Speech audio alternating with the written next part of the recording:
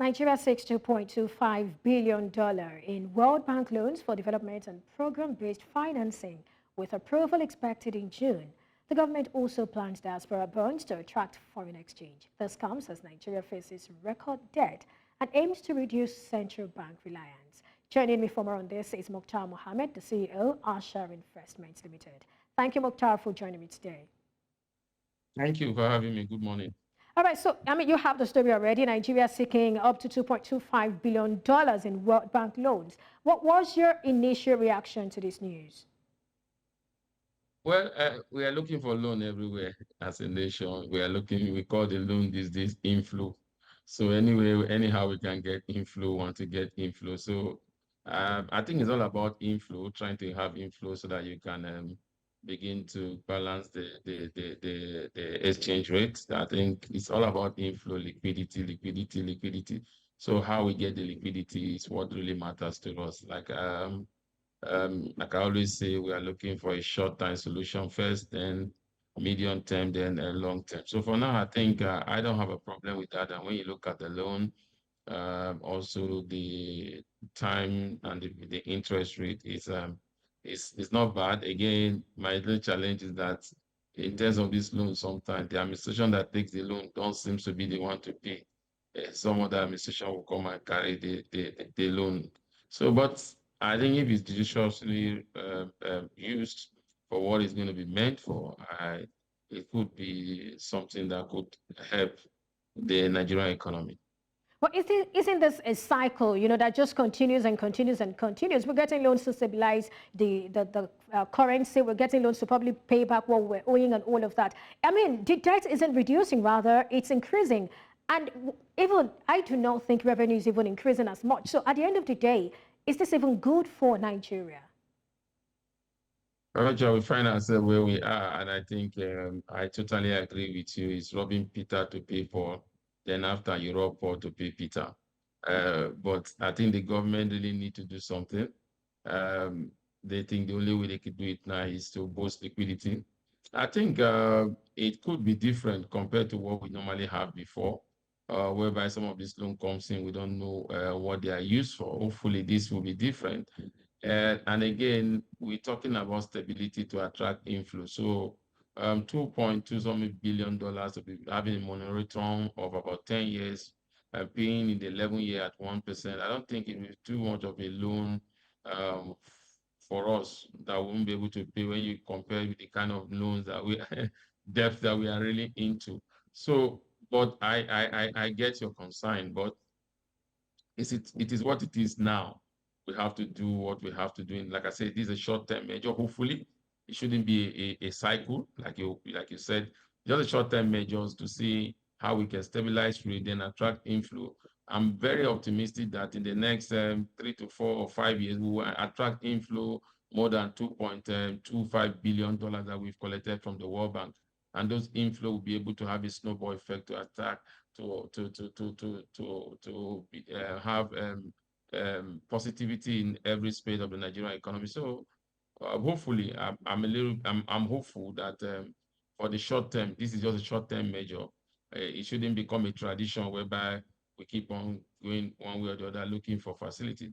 One thing I need to make you understand is that if you look at Egypt, if you look at all countries that have follow the World Bank or IMF policies like what we have done here, remove our subsidy, floating up the exchange rate. The World Bank or the IMF have actually helped them in one area or the other to boost liquidity so that they can they can maintain a robust reserve.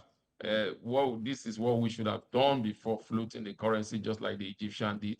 But we've done it, we floated the currency before we're doing it. So it now seems like if we are begging them to give us liquidity.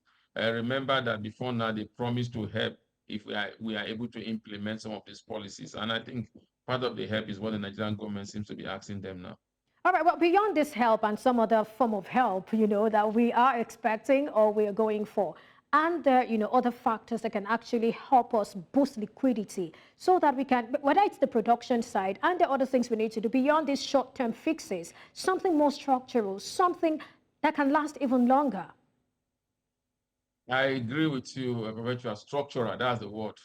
And I'm excited what the CBN governor said in the spring meeting, in World Bank spring meeting, where he said that they will come up with a diaspora bond, and they are working in connection with the diaspora commission, which for me is fantastic. Remember the time ago, and diaspora remittance was even higher than the money we made on oil.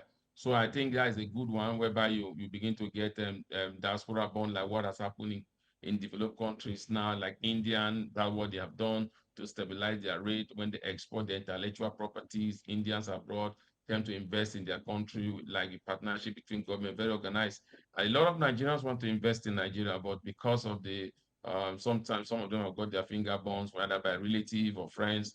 So when you see an organized product like what they are doing, they are about to do, and I think they will key into it. Hopefully, that will bring in remittance into Nigeria. I'm talking about these are long-term solutions, and that will also help. Secondly, again, we have to begin to look at our export. Export in the sense that the good news is that before June, and hopefully by the middle of this year, we will stop importing refined petroleum products of any kind into the country.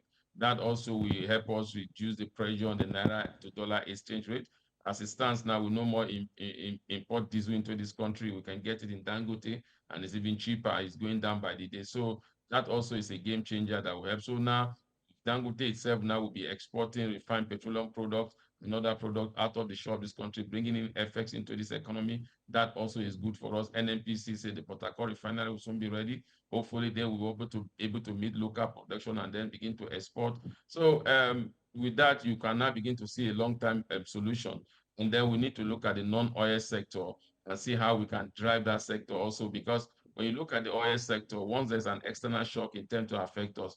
But the good thing about it is that if we are able to maintain local refining of this Nigerian petroleum product, that even when there's an external shock, it may affect our revenue, but it will not affect the cost of living like what is happening now. So I think that is what they should do in the long term. But again, because those long-term solutions need a lot of strategy, they need a lot of resources also. And some of these resources are not there, because I always say for you to develop on that stream of income, you need to use the other stream of income to develop the other stream of income. So let's see how we can boost our revenue, especially FX revenue into the economy.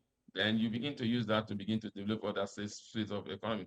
I look at an oil producing nation like Saudi Arabia. They released their report sometime last month or the beginning of this month, and they said their non-oil exports drove about 50% of revenue into their economy.